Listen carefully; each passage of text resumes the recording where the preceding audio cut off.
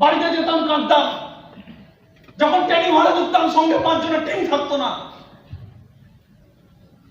যখন ট্রেনিং হলে ঢুকতাম, 5 জনের টিম থাকতো না। যে সঙ্গে থেকে বলবে যে আমরা আছি, যে সঙ্গে থেকে বলবে চলো আমরা করে দেখাবো। 5 জনের টিম থাকতো না। একটা ছেলে 3 বছরের ছেলে মারা গেল, এখানে দাঁড়িয়ে ট্রেনিং দেয়, আমরা বেশি ওনার সবচেয়ে ট্রেনিং লিখি। সে যখন বাইরে বেরোয় 2000টা মানুষ তাকে ধরার জন্য, ছোঁয়ার জন্য পাগল হয়। সে যখন বাইরে বেরোয় বড় বড় টপ টপ লিডার তাদের সাথে হাত মেলায় স্মার্ট হলো। ভৌমিকসা ভৌমিকসা আমরা কে? আমরা একটা অজানা নাম স্মার্ট ভ্যালিতে ছিলাম। আজ থেকে 7 বছর আগে, আজ থেকে 8 বছর আগে, আজ থেকে 10 বছর আগে। ওরা অজানা নাম, কেউ চেনে না আমাদেরকে। কোনো ভবিষ্যৎ নেই। কি আছে? গর্ব আছে ভেতরে, শুধু কি ছিল ভেতরে? জেদ ছিল, জেদ।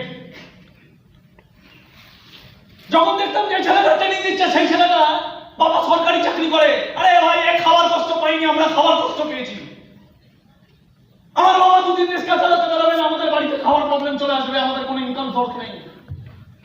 আর আমাদের বন্ধু বান্ধবরা, আমারই জীবের বন্ধু বান্ধবরা, আমার যারা জয়েন করেছিল, তারা বলছে আর বেকার কাজ করবো না, বাড়িতে অশান্তি। এটা সরকারি চাকরি ছিল এদের বাবা। আমি দেখতাম মানুষ কতটা উইক হয়, মানুষ কতটা দুর্বল হয়, মানুষ কতটা ঠুনকো হয়। তারা সরকারি চাকরি, বাড়িতে ইনকাম কনফার্ম আছে, এর যদি স্মার্ট ভ্যালিতে 10 বছর দিয়ে দেয় নিজেকে, এর বাড়িতে খাওয়ার অভাব হবে না। আমি মনে মনে ভাবতাম, ভগবান যদি আমার বাবাকে একটা সরকারি চাকরি করার একটা মানুষ বানাতো, আমার বাবা যদি সরকারি চাকরি করতে, অ্যাটলিস্ট আমার মা বাবার পেটটা নিয়ে আমার কোনোদিন চিন্তা হতো না। আমি স্মার্ট ভ্যালিতে নিজেকে নিছাবার করে দিতাম, আমি স্মার্ট ভ্যালি পাগলের মতো করে যেতাম। কিন্তু তখন আমি ভাবতাম, যদি আজকে আমি সরকারি চাকরি পেতাম, হয়তো স্মার্ট ভ্যালি করে নিতাম। কিন্তু কালকে যখন আমার বড় বড় টিম হতো এবং সেখানে একটা বিকাশ ঘটতো, যার বাবা রিক্সা চালাতো, তখন সে এসে আমাকে বলতো, দাদা তোমার বাবার তো সরকারি চাকরি ছিল, তাই তুমি লড়তে পেরেছো, আমার তো সেটা নেই। তাহলে সেই ছেলেটাকে কি জবাব দিতাম? কোনো জবাব দিতে পারতাম না। এর জন্য হয়তো ভগবান আমাকে এই জায়গায় দাঁড়িয়েছে।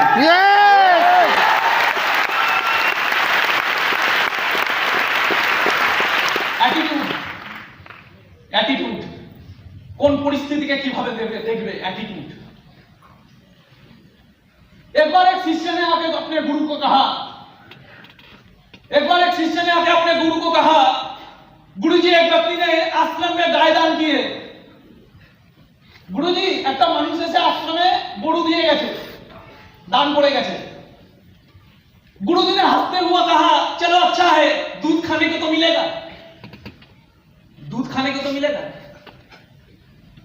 कुछ महीने बाद वही शिष्य आके गुरुजी को बोलता है, हैरान होकर, गुरुजी बड़ी दुख की बात है, जिसने गाय दान की थी वो अपना गाय वापस लेके जा रहा है,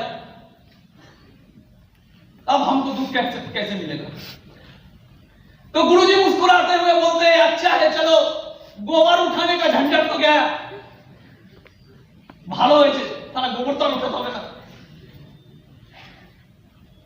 এটাকে বলে অ্যাটিটিউড। জীবনে যেমনই সিচুয়েশন আসুক না কেন, সবেতেই পজিটিভ দেখে নাও। গরু দিয়ে গেছে, চলো ভালো, দুধ তো খেতে পারবো, গরু নিয়ে চলে গেছে, চলো ভালো হয়েছে, গোবর কোনো টেনশন নেই। অ্যাটিটিউড।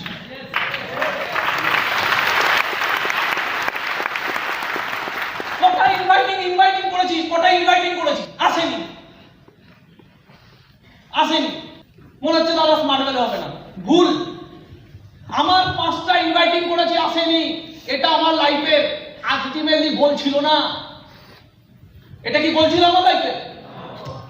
হ্যাঁ, আর পাচ্ছি না। এটা কি গোল ছিল? জীবনে 2টো ক্যাটাগরির মানুষ হয় যারা জীবনে স্টার্ট করে, 2টো ক্যাটাগরির মানুষ। একটা ক্যাটাগরির মানুষ জীবনে যতটা চায় পেতে থাকে, পেতে থাকে, পেতে থাকে, পেতে থাকে। এই জীবনে যতটা চায় পেতে থাকে। মনের माइंड नेचर की, माइंड का नेचर क्या है? माइंड का नेचर है सिर्फ पाना, माइंड का नेचर है सिर्फ चाहना। यस, माइंड का नेचर क्या है? सिर्फ चाहना, पाना। और आप जो चाहते हो अगर आपको मिलने लगे, आप जो चाहते हो आप और आपको मिलने लगे, बार बार मिलने लगे, ये नेचर का लॉ नहीं है। नेचर का लॉ क्या है? दिन होगा तो रात भी देखना पड़ेगा आपको, दिन होगा तो रात भी देखना पड़ेगा। किसी से प्यार मिला है तो किसी से ठुकरा भी सकता है, कोई दगा भी दे सकता है।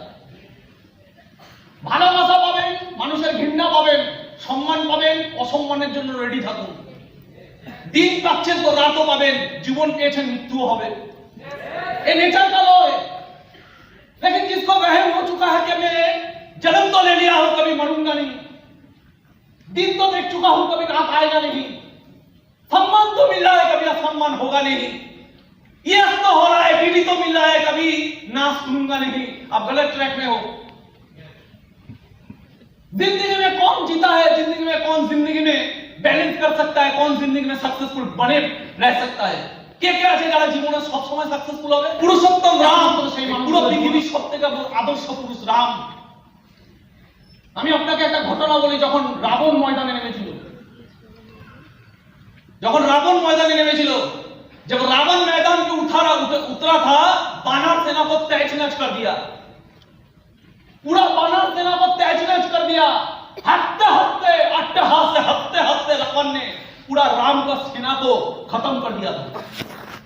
रावण का इतना पावर था, बिखरे पड़े थे सब बानर, मूर्छित होकर मर गए थे सब कोई। लक्ष्मण ऐसे ही बैठा था, राम ऐसे ही बैठा था, हनुमान ऐसे ही बैठा था। तब जाम्बुवंत आके भगवान राम से कहता है कि आप नायक हो, आप इस बानर सेना के नायक हो, आप अगर मूर्छित हो जाओगे, आप अगर दुखी हो जाओगे तो इनमें जान कैसे आएगा, साहस कैसे आएगा? अपनी नायक, अपनी লিডারের দুঃখ মানে না, লিডারের দুঃখ হওয়ার নিয়ম নেই। লিডার কোনোদিন তার দুঃখ, তার চোখের জল তার টিমকে দেখায় না, লিডার কোনোদিন তার কষ্ট তার টিমকে দেখায় না, এটা লিডারের পরিচয় না। লিডার পৃথিবীর যে কোনো সময় দাঁড়িয়ে সব সময় বুক ছিটিয়ে দাঁড়িয়ে থাকবে, চট্টানের মতো, তারা যাই হোক আমি আছি, কোনো টেনশনে বিঘ্ন হবে।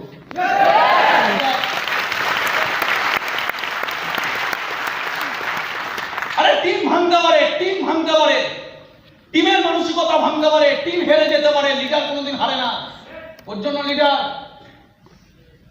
जब जाम्बवंत आके भगवान राम को कहने लगे कि आपको दुखी होना नहीं है, आप टूट नहीं सकते, आप रो नहीं सकते, तो भगवान राम कहते कि मैं आज इसलिए नहीं टूटा कि मैं दुख इसलिए नहीं हुआ क्योंकि आज मैं हारा। রামও হেরেছিল, প্রতিদিন ভালো আসবে না, প্রতিদিন প্ল্যান শো আসবে না, প্রতিদিন ইনভাইটিং রেজাল্ট আসবে না, প্রতিদিন প্ল্যান শো করে রেজাল্ট আসবে না। রামও হেরেছিল, ভগবান রামও হেরেছিল। যখন রাম হেরেছিল তখন রাম এই বলছে, জাম্বওয়ান্তকে বলছে যে আমি আজকে এই কারণে দুঃখী না যে আমি আজকে হেরেছি, কারণ জীবনে হার জিত লেগে আছে, কিন্তু আমি এই কারণে দুঃখী না আমি আজকে হেরেছি। मैं इस कारण से दुखी नहीं हूं कि मैं आज हारा, मैं इस कारण से दुखी हूं क्योंकि आज रावण के पास मैंने नहीं हारा, रावण से मैंने नहीं हारा, क्योंकि रावण आज युद्ध नहीं लड़ रहा था, आज युद्ध लड़ रही थी रावण के साथ देवी शक्ति।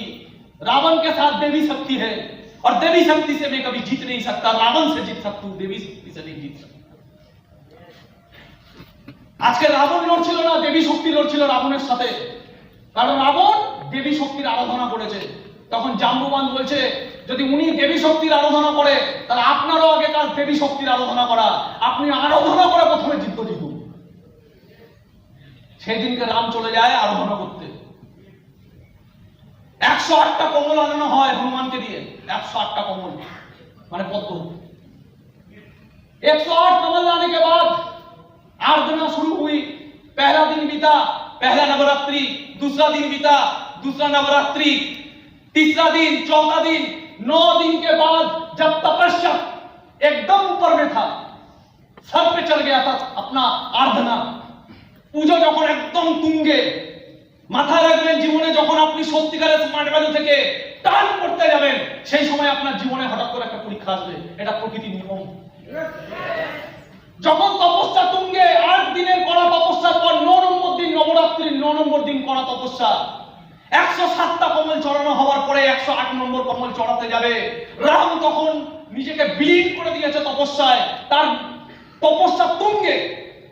সেই সময় উনি যখন থালায় হাত ঘুরিয়ে দেখে তখন দেখে কমল নেই।